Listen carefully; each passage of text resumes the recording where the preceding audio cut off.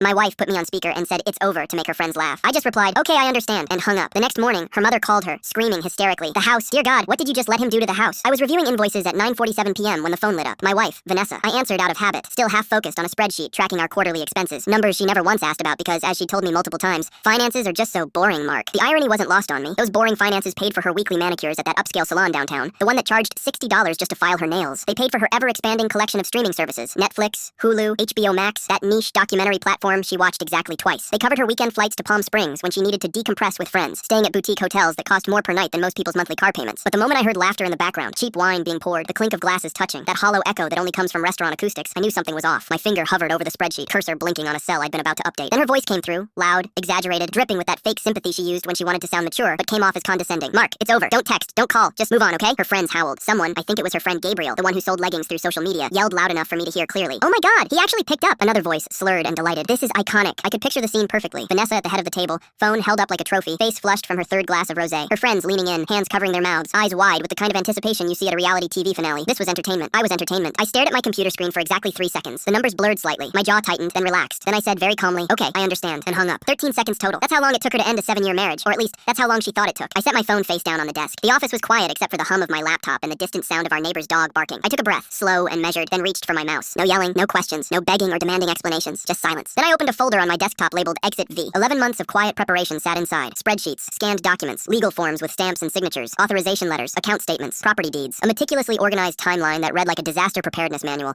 because that's exactly what it was. You see, I learned early in our relationship that Vanessa loved chaos and hated paperwork. The chaos fed her. It gave her stories to tell, drama to post about, reasons to call her mother and sigh heavily about how complicated everything was. But paperwork, documentation, responsibility, those things bored her to tears. So while she collected Instagram followers and filmed self-care haul videos where she unwrapped packages she'd bought with our joint credit, which wasn't actually joint, but I'll get to that, I collected signatures, notarizations, and digital authorizations. Every document had a date, every account had a clause, every asset, the house on Willow Lane with its white columns and professional landscaping, the BMW she drove like it was hers, even her joint business credit card she used for brand collaborations was in my name. Legally, irrevocably, documented in triplicate. Her prank wasn't an insult. It was an opportunity. It was the trigger I'd been waiting for. The unmistakable signal that she'd crossed from careless into cruel, and that I no longer owed her the courtesy of a warning. The thing about Vanessa was that she'd always been performative. Even in the beginning, when we first started dating, there was this theatrical quality to everything she did. Our first date had been at a rooftop bar downtown, and she'd spent half the evening positioning her drink for the perfect photo, adjusting the angle 3, 4, 5 times until the sunset hit the glass just right. I'd found it charming back then, endearing even. She was vibrant and alive in a way I wasn't, and I thought maybe her light would balance out my darkness. What I didn't realize was that everything with Vanessa was a transaction. Every moment had to have an audience. Every experience had to be documented and validated by strangers online. When she told me she loved me for the first time, 6 months into our relationship on a beach in Santa Monica, she'd made me wait while she set up her phone on a timer to capture the moment. The I love you wasn't just for me. It was content. I should have seen the warning signs, but I was lonely and she was beautiful, and I convinced myself that her need for validation was harmless. Just a generational thing, I told myself. Everyone her age lives on their phones. But it wasn't harmless. It was corrosive, because when everything is content, nothing is sacred. Our engagement wasn't a private moment between two people. It was a 3-minute Instagram story with romantic music and strategic camera angles. Our wedding wasn't a celebration of commitment. It was a branded event with a custom hashtag and a photographer who cost more than my first car. And our marriage? Our marriage was a 7-year performance where I played the supporting role to her main character, and I was too busy keeping the show running to realize I'd never actually been her partner. I'd been her producer. At 10:05 p.m., I logged into our banking portal and revoked her card access with 3 clicks. Her business card, the one she used for essential expenses like designer coffee and influencer conferences, was linked to an account I controlled. Gone, declined, effective immediately. At 10:20 p.m., I paused every shared subscription she'd ever claimed as for work. Netflix, gone. Canva Pro, where she designed her social media graphics, suspended. Her monthly beauty box subscription, the one that cost $47 and arrived like clockwork, even though she never opened half the products, canceled. Even her meditation app, which she'd used 3 times in 6 months, was cut off. I went through the list methodically. The meal delivery service she'd signed up for and forgotten about, canceled. The premium Spotify account she needed for content creation, downgraded to free. The cloud storage where she kept thousands of photos of herself, access revoked. The wine club membership that sent her 2 bottles every month, terminated. Each click felt like removing a thread from a tapestry, and with each thread removed, the picture became clearer. She'd been living a life that was never actually hers. It was borrowed, rented, built on my credit, and sustained by my silence. At 10:33 p.m., I called the locksmith I'd vetted 2 months earlier. Tomorrow morning, 8 a.m. sharp, I said. I'll text you the address. He didn't ask questions. I'd already prepaid. We'd discussed the job in detail weeks ago. New deadbolts, new garage code, new smart lock system. Everything would be changed, and only I would have the new access codes. Then I made tea. Chamomile, from the loose leaf tin Vanessa bought once, used twice, and forgot about. I poured it into a plain ceramic mug, sat back down at my desk, and reviewed the next phase of my plan. No shaking hands, no angry playlist, no throwing things or punching walls or any of the dramatic reactions she would have posted about if the roles were reversed. Just methodical, surgical silence. Vanessa thought control meant volume. She thought power came from who could yell loudest, who could cry hardest, who could gather the most witnesses to their pain. She never understood that true control sounds like nothing at all. It's the quiet click of a door locking, the soft buzz of an email being sent, the calm, steady rhythm of someone who's been prepared for months and is now simply executing a plan. I opened my email and reviewed the draft messages I'd prepared. One to the property management company for the downtown apartment, terminating her access effective immediately. One to the car dealership, informing them I'd be returning the leased BMW at the end of the month. One to my insurance broker, removing Vanessa as a beneficiary and dependent. I'd written these emails months ago, saving them as drafts, updating them periodically as circumstances changed. All they needed now was a send date. I scheduled them all for 6 a.m. the next morning, early enough that they'd be processed before Vanessa woke up, late enough that I'd be long gone before anyone tried to reach me. The next step was my lawyer. I'd already briefed Daniel Chen on the possibility of this scenario. We'd had several conversations over the past year, always framed as hypothetical. If a marriage were to end, I'd say, what would the process look like? Daniel was good at his job. He never asked unnecessary questions, just provided clear, actionable information. Now I sent him a single text. Green light. Proceed with phase 2. His response came back within minutes. Understood. Paperwork will be ready by 11 a.m. tomorrow. Phase 2 was the trust transfer. The house on Willow Lane, along with several other assets, would be transferred into an irrevocable trust, the August Foundation. Once that transfer was complete, there would be no reversing it. The property would belong to the foundation, and Vanessa would have zero legal claim to it. I'd established the August Foundation 2 years ago,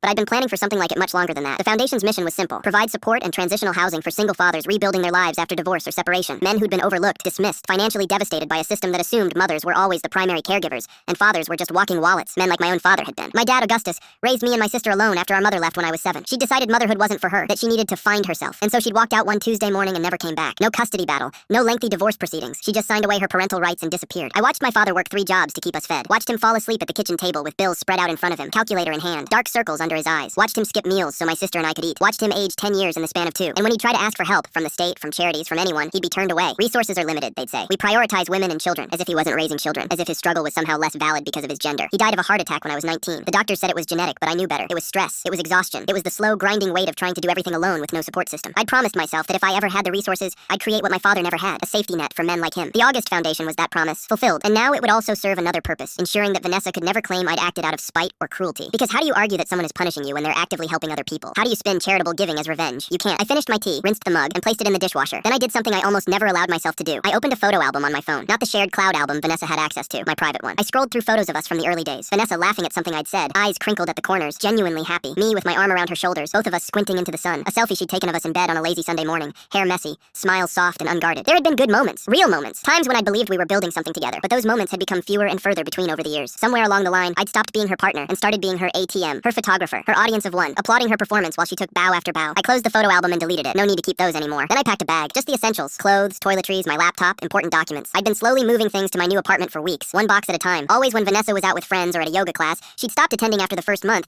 but kept paying for because she liked the idea of being someone who does yoga. By 11:30 p.m. I was ready. I looked around the office one last time. My office, really, since Vanessa never came in here. Too boring, she'd said. Too much like work. I turned off the lights and walked out of the house on Willow Lane for the last time. The next morning, Vanessa probably woke up around 10:40 a.m. I know her patterns. I'd lived with them for 7 years. She'd have opened her eyes slowly, head pounding from too much wine, mouth dry and sour. The hotel room, or wherever she'd crashed with her friends after their big performance, would be too bright. Sunlight cutting through cheap curtains she forgot to close. Her phone would be somewhere on the floor, screen cracked maybe, battery at 11%. She'd check it out of habit, scroll through Instagram, see the photos from last night. The group shot where everyone's holding their wine glasses up, the candid of her mid-laugh, the story she posted with the caption, "Sometimes you just have to choose you." 43 likes, 12 comments. Yas, queen, proud of you. You deserve better. She'd smile to herself, still smug, still convinced she'd done something empowering. Then she'd try to buy breakfast. I can picture it perfectly. She walks into that trendy cafe on 3rd Street, the one with the exposed brick and the overpriced avocado toast. She orders her usual truffle omelet, oat milk latte, maybe a side of those candied bacon strips she pretends to feel guilty about eating. The barista rings it up, $28. Vanessa taps her card, declined. She frowns, taps it again. Sometimes the machine is glitchy. Declined. Sorry, the barista says, not making eye contact. Do you have another card? Vanessa laughs it off. Oh, weird. Yeah, hold on. She pulls out the backup card, the business one, taps, declined. Now she's flustered. People are starting to notice. The line behind her is getting impatient. A guy in a suit checks his watch pointedly. A woman with a yoga mat sighs. Her face flushes, not from wine this time, but from embarrassment. I don't understand, she stammers. These cards always work. The barista offers a thin, professional smile. No worries. Maybe call your bank? Vanessa steps aside, hands trembling slightly as she dials the customer service number on the back of the card. The automated voice asks her to enter her account number. She does. Then it asks her to verify her identity. We're sorry, but we cannot locate an active account under that information. She hangs up, tries the other card. Same result. That's when it starts to sink in. That's when the smug smile from this morning begins to crack. She'd pull out her phone and try to check the bank account online. Password incorrect. She tries again. Account locked. She tries calling me. Straight to voicemail. Gabrielle, standing beside her, would notice something's wrong. V, you okay? My cards aren't working, Vanessa would say, voice tight. I don't understand. Maybe it's fraud protection? Gabrielle would suggest. That happened to me once when I was traveling, but Vanessa wouldn't be traveling. She'd be 10 miles from home, and the sick feeling in her stomach would be telling her this wasn't fraud protection. This was something else. She'd call her mother, half laughing still, trying to make it sound like a minor inconvenience. Mom, something weird is happening. Mark's being dramatic about last night. Her mother, Patricia, wouldn't laugh. Patricia never liked me, thought I was too quiet, too emotionally unavailable, but she respected my precision. She knew I didn't do anything without a reason. I can hear Patricia's voice in my head, low and careful. What exactly did you say to him, Vanessa? It was just a joke. I told him it was over. On speaker. The girls thought it was funny. Silence. Then, quiet and cold. You told him it was over? On speaker? With witnesses? Mom, relax. He knows I wasn't serious. Then you better pray he thought so too. Patricia would remember things Vanessa had forgotten. Or more accurately, things Vanessa had never paid attention to in the first place. She'd remember me pulling her aside at the wedding reception, asking her politely but firmly to sign as a witness on the prenuptial agreement. She'd remember the look in my eyes. Not love-struck or nervous like most grooms, but focused and methodical. She'd sensed something then. Something careful and guarded in me, but she dismissed it as pre-wedding jitters. Now she'd be putting the pieces together, and she'd be realizing that her daughter had just made a catastrophic mistake. Meanwhile, I was 2 hours away, sitting in my lawyer's office. Daniel Chen had been my attorney for 6 years. Corporate law, estate planning, the occasional contract dispute. He was efficient, discreet, and expensive, but worth every dollar. His office was in one of those modern buildings downtown, all glass and steel, with furniture that cost more than most people's cars. The kind of place that immediately communicated communicated seriousness and competence. Everything's ready, he said, sliding a folder across his desk. The final authorization just needs your signature. I flipped through the pages. The trust documents were immaculate. The August Foundation, a nonprofit I'd established 2 years ago to support single fathers rebuilding their lives after divorce or separation, was about to receive its largest donation yet. 1 house, 4 bedrooms, 3.5 baths. Appraised value, $1.3 million.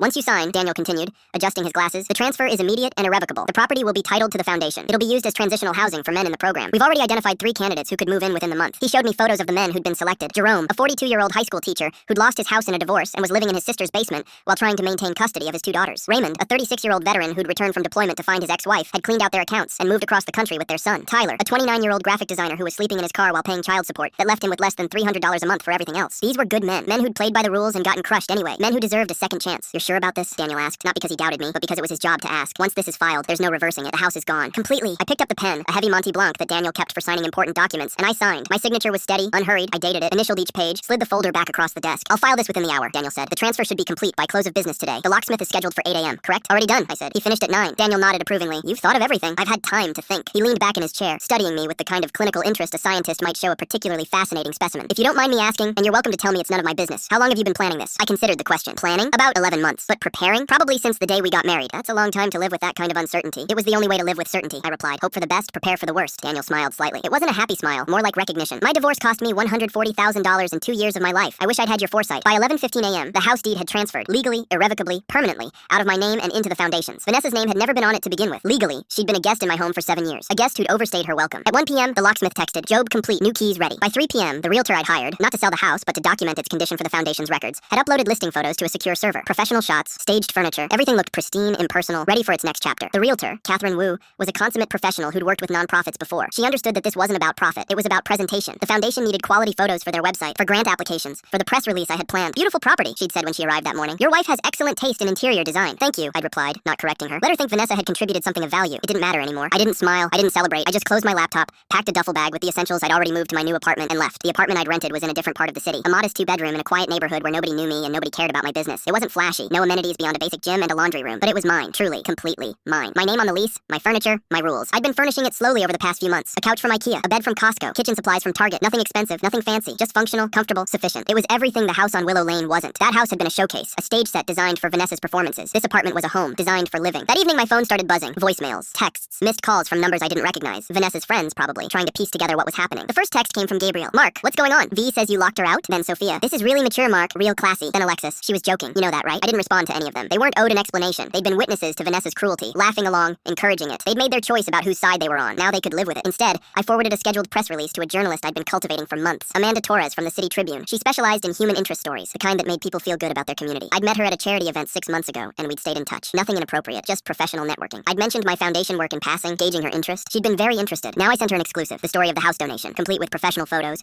background on the August Foundation, and a carefully worded statement about the importance of supporting single fathers. Her response came within an hour. This is exactly the kind of story we need right now. Can I run it tomorrow morning? Please do, I replied. At 9 a.m. the next morning, the article went live on the Tribune's website and social media. Local entrepreneur donates $1.3 million home to foundation for single fathers in recovery. The piece was glowing. It talked about the August Foundation's mission. It featured quotes from men who'd been through the program. It included statistics about how single fathers are overlooked in social services, and buried in the middle was a single line from me, provided anonymously through my lawyer. Sometimes the quietest men leave the loudest lessons. Within an hour, the article had been shared 300 times. Within 2 hours, 1,000. Local influencers were reposting it, calling it inspiring and beautiful. A city council member commented that she'd look into additional funding for similar programs. The narrative was set. I was the generous philanthropist, the quiet good guy making a difference. And Vanessa? Well, anyone who'd seen her post from 2 nights ago, the wine glasses, the celebration, the caption about choosing herself, could do the math. I didn't read the comments, didn't need to. The message was out. The documentation was public. The house was gone. Not sold, not leveraged, not hidden in some shell company. Given away to people who needed it. Vanessa couldn't fight charity. She couldn't spin this as me being cruel or vindictive. How do you argue against a man who donated his own home to help struggling fathers? Around 9:27 a.m., Patricia called Vanessa. I know this because Vanessa's neighbor, Mrs. Kowalski, an elderly woman who'd always been kind to me and considerably less warm to Vanessa, later told me that she'd heard screaming that morning. Not Vanessa screaming. Patricia screaming through the phone, loud enough to be audible from the driveway. The house. Dear God, Vanessa. What did you just let him do to the house? Vanessa, standing in the driveway of that house, staring at the new lock she couldn't open, probably went pale. What are you talking about? He gave it away. It's all over the news. He donated the entire property to some foundation. That's not possible. He can't just. He can, and he did. Your name was never on the deed, Vanessa. You don't have a claim. You don't have standing. You don't have anything. I imagine Vanessa's knees buckled. I imagine she sat down right there on the front steps, the same steps where she'd filmed a dozen Instagram stories about home life and gratitude. But I live here, she whispered. No, Patricia said, voice hard. You live there. Past tense. Mrs. Kowalski told me that Vanessa sat on those steps for almost 2 hours, staring at her phone, occasionally crying, sometimes laughing in a way that sounded slightly unhinged. At one point, she tried to open the garage door using the remote in her car. It didn't work. I'd had the codes changed along with everything else. Eventually, she got in her car and drove away. Mrs. Kowalski never saw her at the house again. By then I was gone. on. My new place didn't have marble countertops or imported Italian tiles. No walk-in closets, no infinity pool. Just a small 2-bedroom apartment with a balcony that overlooked a park. The day after the press release went live, I drove to the animal shelter and adopted a dog. A 3-year-old mixed breed named Chester, who'd been overlooked for months because he wasn't a puppy, wasn't a purebred, wasn't Instagram-worthy. He cost me $80, best money I ever spent. We sat on my porch, my plain, unremarkable porch,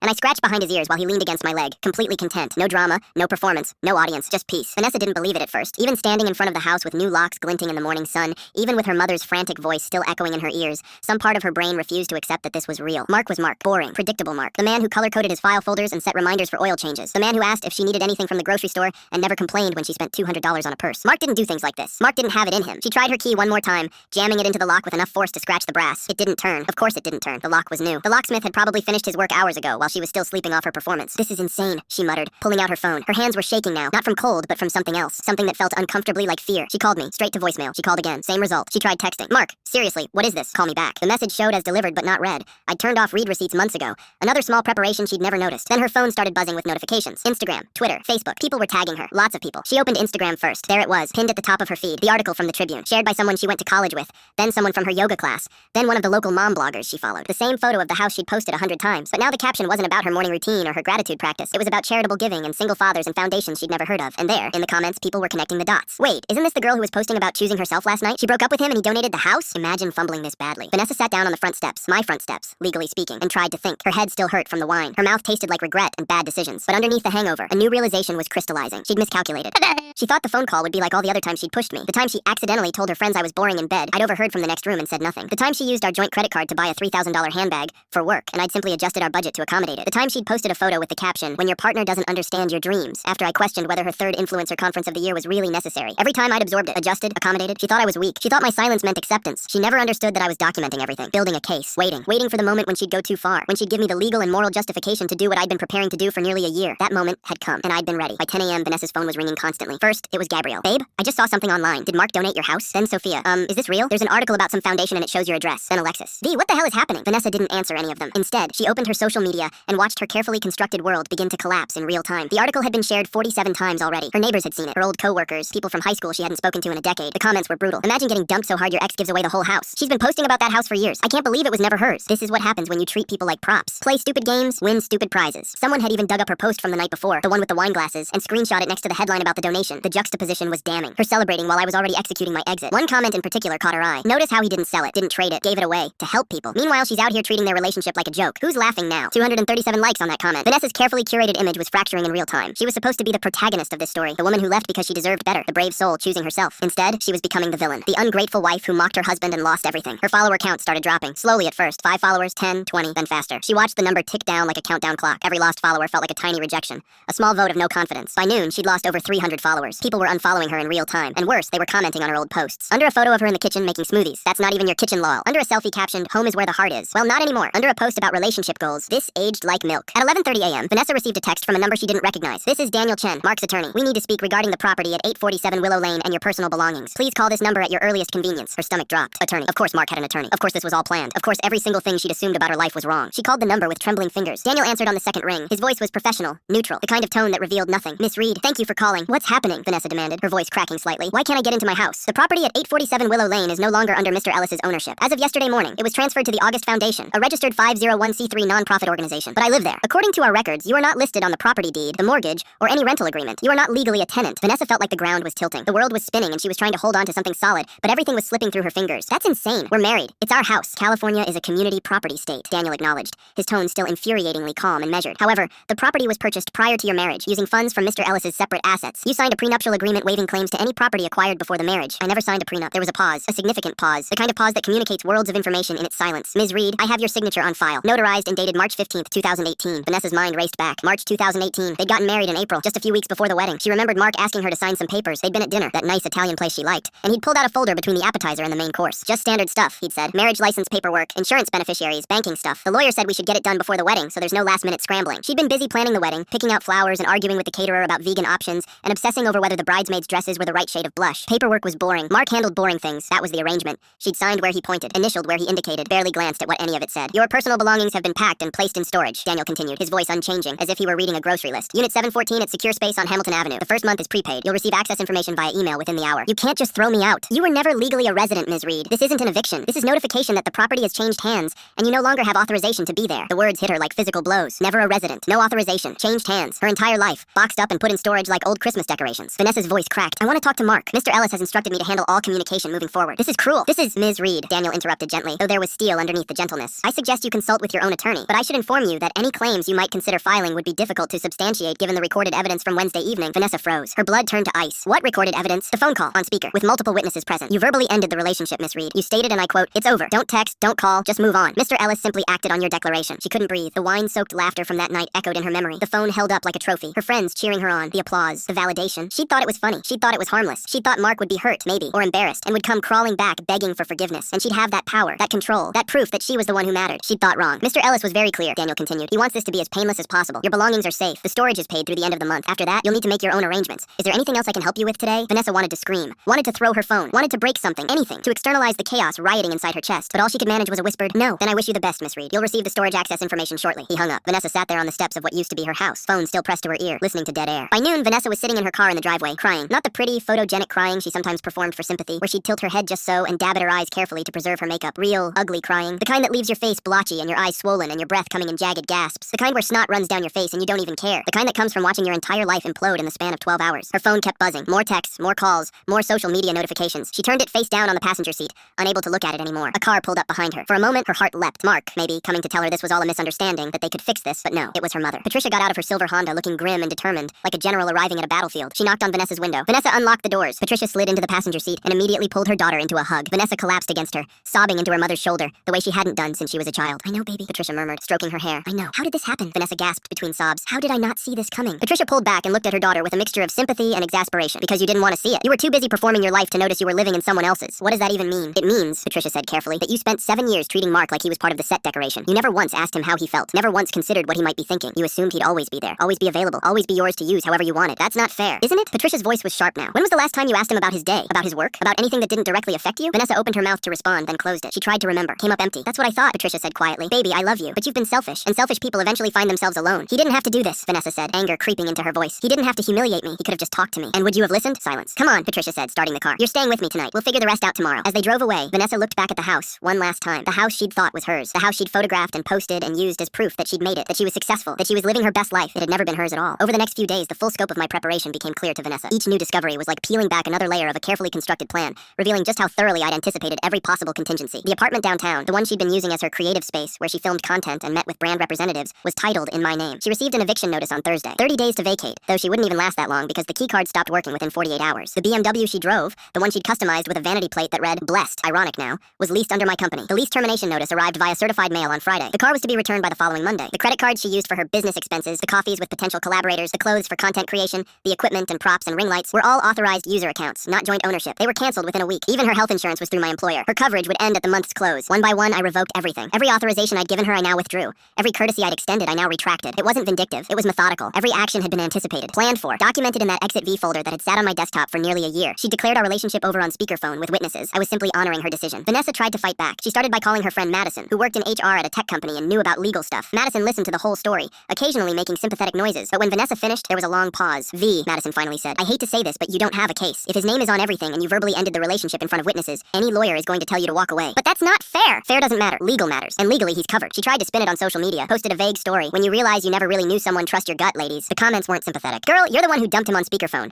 "Maybe you should have read the lease before claiming it was your apartment. At least he donated the house to charity instead of just selling it out of spite. Imagine playing yourself this hard." She deleted the story after 20 minutes, but screenshots had already circulated. Nothing on the internet ever really disappears. She tried calling some of her old friends from college, people she thought might take her side. Most didn't answer. The ones who did were awkward, non-committal. They'd seen the article, they'd seen her posts. They were staying neutral, which meant they were siding with me. The narrative had been set, and Vanessa was on the wrong side of it. By the end of the week, Vanessa had moved in with her mother. All her belongings were in storage. Clothes, makeup, tech equipment, the ring light she'd spent $300 on, the camera she'd financed and never quite paid off. Everything boxed up in a 10x10 unit that smelled like must and failure. Her social media following continued dropping. Not dramatically, she wasn't important enough for a dramatic fall, but steadily, consistently, like a slow leak that eventually empties the tank. She'd built her identity on being aspirational, on showing people the life she had, the beautiful house, the luxury car, the designer clothes, the effortless glamour. But now people knew the truth. It was never her life. It was mine. She'd just been living in it. Vanessa spent her days scrolling through her phone, watching her old content with new eyes. Every post was a lie. Every caption about gratitude was hollow. Every photo of her home was stolen valor. She'd been a squatter in someone else's success, and she'd convinced herself and thousands of strangers that she'd earned it. She hadn't earned anything. She'd just been lucky enough to meet someone who was generous, and stupid enough to take that generosity for granted. 2 weeks after the phone call, Vanessa hit what she thought was rock bottom. She was wrong. She hadn't even started falling yet. It started with a voicemail. She'd left me 40 43 voicemails over the course of 3 weeks. I know the exact number because my phone kept count, each one a little notification I dismissed without listening. But then one morning, Vanessa woke up to a voicemail on her phone, not from me, from an unknown number. She played it while still in bed at her mother's house, the small guest room that smelled like lavender potpourri and disappointment. Hey, it's Cassie. Cassie, not Vanessa. Her own voice, but saying the wrong name. Except, wait, she listened more carefully. It was her voice, but from months ago, from a conversation she'd half forgotten. A wine-drunk afternoon when she'd called me from an Uber to pick a meaningless fight. You were always just the safe choice. I needed excitement. Her own voice continued. I mean, yeah, you paid for everything, but at what cost? God, Mark. Sometimes I felt like I was dating a spreadsheet. Then, click. The message ended. Vanessa sat up, heart pounding. Someone had recorded that call. Someone, me, obviously, had kept it. And now someone had sent it to her to make sure she knew they had it. She checked her email. There it was, sent from an anonymous account. The audio file with a single line of text. Records are public. Consider your next steps carefully. Her hands were shaking. This wasn't just about the house anymore. This was about reputation, about proof, about evidence that could be used against her. She rushed to her laptop and started Googling herself. That's when she found it. The charity board. The Riverside Children's Charity Board, where she'd been a member for 2 years, or more accurately, where she'd attended 4 meetings total, and mostly just showed up for the annual gala photo opportunities. An email sent to the board members and CC'd to a public mailing list. Dear Miss Reed, effective immediately. Your status as a member of the Riverside Children's Charity Board is terminated. Attached is a transcript of correspondence received, which has been formally reviewed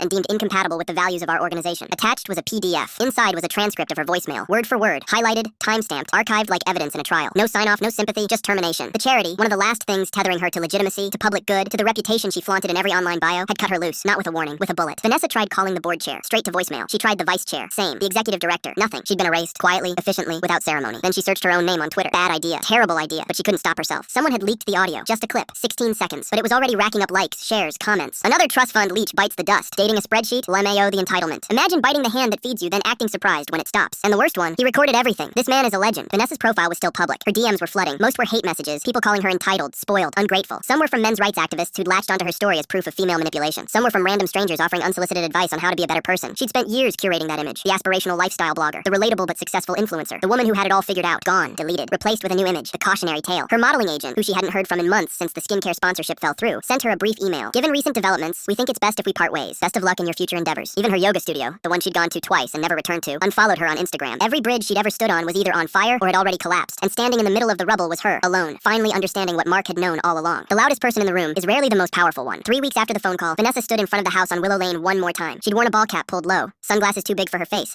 and a hoodie zipped all the way up despite the 82-degree heat. She looked like someone trying not to be recognized, which was exactly what she was. She'd parked 2 blocks away and walked, taking the long route through the neighborhood she'd once considered hers. Mrs. Kowalski had been watering her garden and had pretended not to see her. The Johnsons across the street had been loading groceries and had very deliberately looked away. Everyone knew. Of course everyone knew. The article had made sure of that. She approached the house through the side entrance, the garden gate she'd had installed because it made the property feel more European. She'd never imagined she'd one day be using it like a trespasser trying not to be seen. From inside, she could hear voices. Professional, upbeat, the sound of polite laughter. An open house, of course. The foundation would need to showcase the property, bring in potential residents, show donors how their money was being used. She peeked through the glass doors leading into the kitchen and saw them. A young couple in their 30s, holding hands, pointing out the countertop finishes she had personally picked, asking questions about the appliances, admiring the backsplash. That wasn't the worst part. The worst part was seeing Sophie, Mark's executive assistant, standing beside them with a clipboard, smiling professionally, explaining the foundation's mission and the application process for residency. Sophie, early 20s, efficient, surgically pleasant. She'd once fetched Vanessa oat milk lattes during campaign events. Now she stood in what used to be Vanessa's kitchen, like she owned the place. Vanessa pushed the door open. It wasn't locked. Why would it be? During an open house. Sophie looked up, didn't flinch, just smiled that same professional smile. Hi, Vanessa. Not hostile, not uncomfortable, just neutral, like they were acquaintances running into each other at a coffee shop. Vanessa's voice came out tight. What are you doing here? Managing the viewing, Sophie replied calmly. She turned slightly toward the couple. Would you two excuse me for just a moment? Feel free to look at the sunroom. Those windows are original, by the way. The couple smiled politely and drifted away, clearly sensing tension, but too Minnesota nice to acknowledge it. Sophie turned back to Vanessa. Is there something I can help you with? I want to talk to Mark. He's not available. Then get him on the phone. Sophie's expression didn't change. Vanessa, you don't have standing here. You're not a tenant. You're not a stakeholder. And you're not on any of the sale documentation. If you stay, it's technically trespassing. The words were delivered kindly, almost gently, but they hit like hammers. You're threatening me? Vanessa asked, voice rising. Seriously? You're his assistant and you're threatening me? I'm reminding you of the legal reality, Sophie corrected, which your attorney should have already explained. I don't have a lawyer, Vanessa snapped. Sophie didn't respond to that. Instead, she reached into her briefcase, leather, expensive, probably a gift from Mark, and pulled out a thick manila envelope sealed with a sticker bearing the August Foundation's logo. She extended it toward Vanessa. What's this? Vanessa demanded. Closure. Vanessa snatched it, tore it open with shaking hands. Inside was a single glossy photograph, a still from the night of the prank call, pulled from someone's social media. Vanessa on speaker, wine glass raised in a toast, mouth wide open in mid-laugh, frozen in the exact moment she'd said, "It's over. Don't text, don't call." There was a yellow post-it note stuck to the bottom of the photo, handwritten in Mark's precise script. Always read the room and the contract. Vanessa stared at the photo. She looked so happy, so confident, so certain of her power in that moment. But now it felt like looking at a stranger, like looking at someone who had no idea what was coming. This is sick, she said, her voice shaking. This is psychotic. He planned this entire circus just to humiliate me. No, Sophie said, and for the first time there was something like emotion in her voice. Not sympathy, but a kind of tired patience. He planned it to protect himself and end things cleanly. You made it public. The speakerphone breakup, the Instagram story, the caption about him being your retirement plan. You lit the match, Vanessa. He just made sure you couldn't burn anything that wasn't already yours. Vanessa's mouth opened, then closed. She looked around at the house. Her house. Except it wasn't. It had never been. The dining table was gone, replaced with different furniture. The couch had been swapped out for minimalist staging pieces. The wine rack was empty. The rose bush in the backyard had been trimmed into neat submission. Her chaos had been edited out of every corner. This wasn't a home anymore. It was a transaction, a property, a charitable asset. She looked back at Sophie, that young woman who used to bring her coffee, and now stood in her kitchen like it was the most natural thing in the world. Tell him he's a coward, Vanessa said. I'm just the assistant, Sophie replied evenly. Vanessa stepped back toward the door, still clutching the envelope like it might morph into something she could use, some weapon or shield. I hope he's proud of this, she hissed. Sophie's expression didn't change. He doesn't feel anything about it. He's done. The words landed with devastating simplicity. Done. Not angry, not hurt, not vindictive. Just done. Vanessa turned and walked out. The couple in the sunroom didn't even notice. No one followed her. No one called after her. She wasn't the ghost of that house. She was just noise, and even that had finally been silenced. When Vanessa got back to her car, she sat in the driver's seat for a long time, just staring at the photo in the envelope. That version of herself, confident, laughing, surrounded by friends, so certain she was in control, felt like it belonged to a different lifetime, a different person. She thought she was the one with power because she was the one making the scene, forcing the drama, controlling the narrative. But Mark had understood something she never did. Real power doesn't announce itself. It doesn't need an audience. It doesn't need witnesses or validation or applause. Real power is quiet. It's documentation. It's preparation. It's knowing exactly what you're going to do months before anyone else even realizes there's a problem. She started her car and drove away from Willow Lane for the last time. The house would go on without her. The foundation would use it to help men rebuild their lives. Mark would continue his work, quiet and methodical and purposeful. And Vanessa? Vanessa would have to figure out who she was when she wasn't performing, when she didn't have an audience, when she couldn't post her way out of consequences. It was going to be a long, painful process, but for the first time in years, she was going to have to do it alone. At exactly 8 a.m. the following Monday, the digital ink dried on the final county recorder's document. The house, 4 bedrooms, 3.5 baths, 1 pool, 2 fireplaces, and 0 remaining emotional attachments, was now legally, irrevocably, permanently owned by the August Foundation for Single Fathers. The title had been signed over, notarized, reviewed, approved, and uploaded, along with a press release timed to hit inboxes at 9:01 a.m. The press release was carefully worded, vetted by 3 different attorneys, designed to tell the story I wanted told while remaining legally bulletproof. The August Foundation is honored to announce the donation of a fully furnished residence in Crestmore, valued at $1.3 million. The donor, who wishes to remain anonymous, stated, "Sometimes the loudest lessons are taught in silence. This home will provide stability for fathers who have been overlooked for too long." It was picked up by every local news outlet within hours. By noon, it had been shared across social media platforms. By evening, it had been featured on 3 different feel-good news segments. The narrative was set. The good guy donates his house to help struggling fathers. A heartwarming story of generosity and community support. Meanwhile, hundreds of miles away on a porch that faced no ocean, no city skyline, no Instagram-worthy view, just a quiet field and a dog I'd adopted, Mark Ellis sat with his morning coffee and watched the sun rise. Chester sat at my feet, ears flicking in rhythm with the wind. My phone buzzed once, a notification confirming the deed transfer had finalized. I didn't open it, didn't check email, didn't call anyone to celebrate or gloat. I simply took another sip of coffee. Good coffee. The kind I actually liked instead of the expensive stuff Vanessa insisted on buying for the aesthetic, and leaned back in my chair. No anger, no regret, no noise, just peace. Vanessa built her world on attention, on chaos, on the constant need for validation from strangers. She needed witnesses for everything, needed applause, needed proof that she mattered. I built my world on silence, on preparation, on understanding that the most powerful moves are the ones nobody sees coming. And when our 2 worlds collided, only one of us survived intact. The lesson isn't complicated. Be careful who you mock. Be careful what you take for granted. And be very, very careful what you say on speakerphone. Because sometimes the quietest men leave the loudest lessons, and mine would echo for years.